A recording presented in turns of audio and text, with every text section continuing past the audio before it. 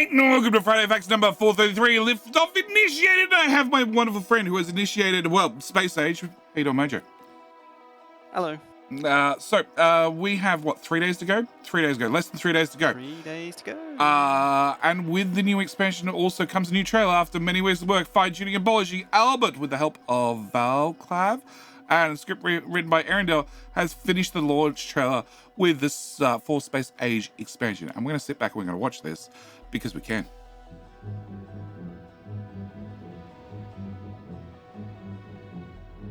The factory has grown, but its potential reaches far beyond. Now it's time to leave the known behind for a new expansion and ascend to the Space Age. Construct vast orbital platforms, the backbone of interplanetary logistics. Flying factories that destroy and collect asteroids as they travel the solar system. 4 new worlds are on the horizon. Vulcanus, a hot volcanic planet with a thick sulfuric atmosphere. Nestle new factories on plains of ash between blazing volcanic mountains and cracked wastelands. Extract molten metal from lava. Tame the planet's raw fury into the power of metallurgy. Gleba, a vibrant swampy planet of moldy lichen forests, constant rains, and odd creatures. Discover exotic plants, cultivate their fruits, and pioneer new possibilities of bioengineering. Fulgora. In the day, sand blows around the mysterious remnants of a long-dead civilization. Mine the ancient ruins and recycle their tech. At night, lightning storms shatter the skies. Use this electricity to power your factory and unlock new electromagnetic advancements. Aquilo, where fighting the cold is a constant battle. Build your factory on floating icebergs. Harvest the bottomless ocean of liquid ammonia to fuel cryogenics and fusion power. Master the planets. Invent new systems. Automate everything in Factorio Space Age. I do like how they've added the music at the end. That music we're all familiar Oh, with. yeah. Yep. So, A little opener music. yeah, the trailer is showing us a few things that haven't been covered. One of them is in today's Friday Facts, and that is, well, the new power armor. The new power armor, which we're about to talk about. Yep. Also, it's been pointed out that he says the factory must grow. Right at the start. The factory has grown, The factory has grown. but its potential. The factory. It's definitely with a V. Also, how do you pronounce that last planet, Mojo? Aquilo. Yeah. Yeah. There's been debates about how to pronounce the different planets, Aquilo. and I'm so glad we have the trailer to clear that up. Yeah. Yeah. That's Okay. how we got to say it now. I've been told off about how I say Fungola. It's not a lot of fun. It's full of mold. It's not a fun planet at all. Oh no, that's Gleba. No, Fungola's full of lightning. Yeah, it's not a fun planet, especially if you're out in the gaps between lightning protection. Yeah. Okay. So the results speak for itself. There are some details you might notice. For instance, rockets now have fixtures carrying the cargo pods. And we have animations for cargo pods landing on planets and landing pads. Yes, they've all been recent updates in the last couple of days. Perhaps you noticed the player running around with some of the new late game technologies, like the power armor, the mech armor, the power armor Mark III. Yeah. So from the very first prototype of Space Age, we had a new tier of armor in it. The only difference between % larger equipment grid over Power Armor Mark II, along with quality, this felt like it was already adequately, felt well above adequate already. As Arendelle and Albert would develop the concept and design set on the idea of playing locking themselves inside a metal sarcophagus, transcending humanity to become the perfect Factorio machine. Wonder if that means if you put the armor on, you can't take it off. I hope that would be a feature of it. Yeah. It'd be one-way thing. Yeah, one-way thing. Like, the only way to get out of it is to die. We've been thinking about what kind of special features the new piece of armor has, and the most obvious convenient one will seem to be the ability to fly, especially as the jetpack from space exploration is quite convenient, although we want to do it a bit differently. So some ideas would be we didn't want to add a button to toggle flying, and we would prefer precise movements, unlike the Spidertron bobbing and rubber banding, which I have to say I hate. That's why I've never built inside a spider. I always get out. It's like the Satisfactory hover pack. It's I don't hate it, but I also don't like building inside Spidertrons anyway. Yeah, Also, I feel like I can reach further because you're like higher up and everything. You find out you can't reach anything all the time. The controls are more responsive when you're just walking around than in a Yeah. spider. A spider, it's slow to you go to move, it's slow to respond, and then slow to stop. Yeah, It sort of springs to it. It's like it's like that you're on a big spring or something. it's that animation of it starting and stopping. Like It's yeah. So they just want flying to happen automatically. That way you wouldn't be able to hit whenever you were about to hit an obstacle.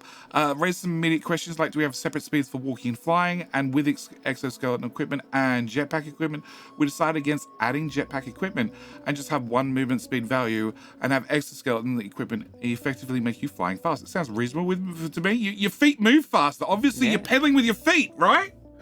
Flintstone style. Exoskeleton can't make you fly faster. No, Flintstone style. You just pedal with your feet, you know, as you fly. But yes. The mech suit, Flintstone's trains. It does.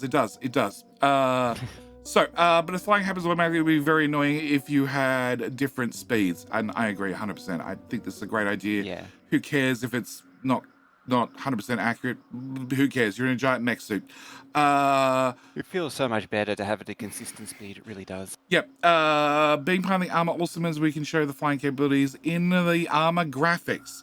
As you can see, not only take flight when you hit an obstacle, but also when an obstacle is about to hit you. So yes, it does mean that if you are stupid and stand on a track and then go out to map view, which has never happened to anybody ever, it means that you'll fly over the train. Unless you install a mod. Because I'm pretty sure there's going to be a mod available to make sure that the train hits you. Yep. If there isn't one already. Yeah. The mecha armor went from minor upgrade or to... if the suit flies up and you stay on the ground. The suit saves itself. Yes. Yes. It ejects you. That's how you get out of it. Yeah.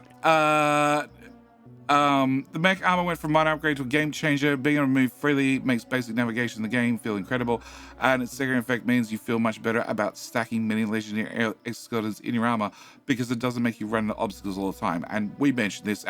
If you put enough movement speed in the character, you don't run into obstacles unless they're very close, because you accelerate and then you phase through them because you passed from one side of a building to the other side of the building in less than a game tick.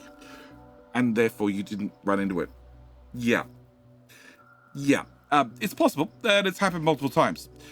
And legendary exoskeletons was definitely going to happen more regularly. Oh, yeah. Yeah, it doesn't require fuel or electricity from your equipment grid. It just works whenever it will be useful, almost. The common abilities were, in fact, so powerful we had to give demolishers a smoke cloud, which prevents you from flying. Otherwise, fighting them felt like a joke. If you've ever felt like missing construction bots when starting a new game, this is going to feel a whole lot worse. The mech armor also makes you forget to fear walking over rails, which can be a hazardous habit. From perspective and visual concepts, we want the mech armor to be the player becoming one with the machine, in part one of the strongest symbols of space age, and how the mechanics match that. And I've seen it in game. I've now seen the line art, and I gotta say it's great. It's really great. Oh yeah, it's great. Wondering if we get to use the minigun on the side. I feel like it should have. I can only hope. I feel like it should come pre-equipped with, we've got a big digging arm for obviously hand mining faster. I assume it has. I hope it has some sort of instant upgrade for hand mining. But also, I sort of hope it comes with a built-in flamethrower, like the tank does. Like the crappy flamethrower, not the good one, the crappy one. Sure. If it's a free weapon, I won't say no, even if it is crap. So conclusion, Space Age has been almost 4 years in development, and now the finish line is just ahead of us. We look forward to seeing you all in Space Age on Monday. And don't forget, put shield equipment in your mech suit.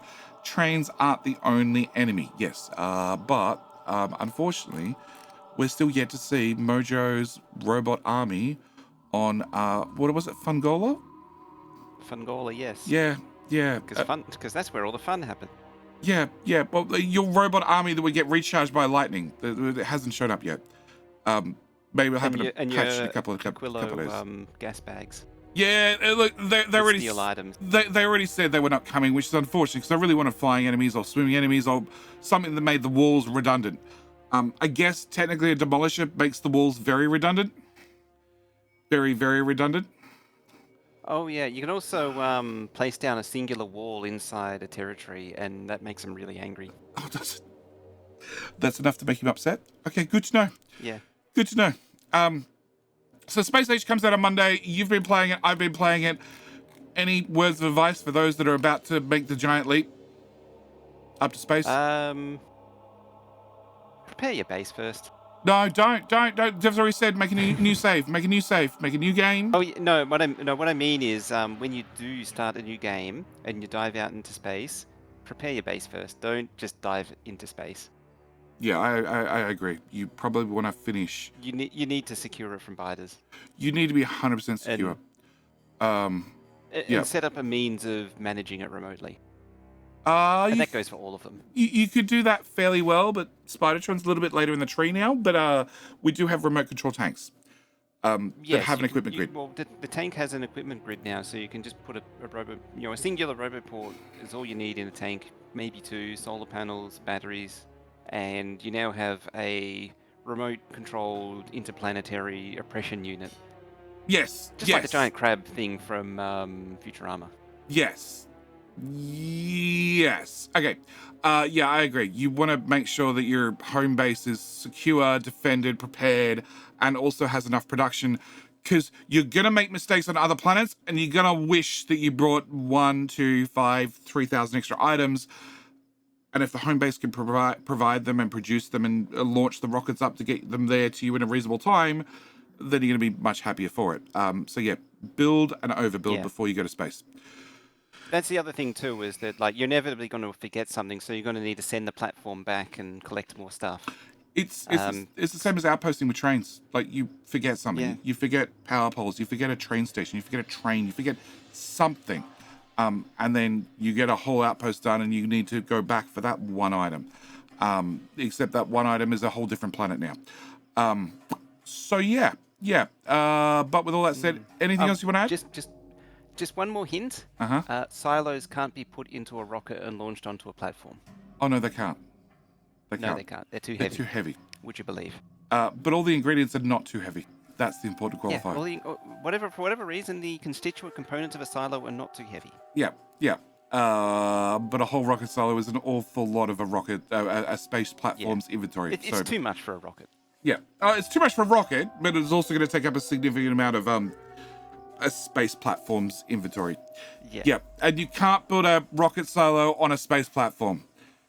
I tried. Yes. I tried. Anymore. All right. With all that said and done, I think we're out. There's going to be a whole lot of Factorio here. My YouTube channel, Mojo's Twitch channel, my Twitch channel. There's going to be Factorio out the wazoo for quite some time. But with all that said, as always, thank you guys so much for watching. Do hope you've enjoyed, and we'll see you in the very next Friday Facts for post-release. Post-release, yes. Yep. I don't think we need to take a bet on that one. It's going to be post-release roundup, something. Oh, Yep. All right. That's it. We're out. Thanks for watching. See you next one. Bye. Bye-bye.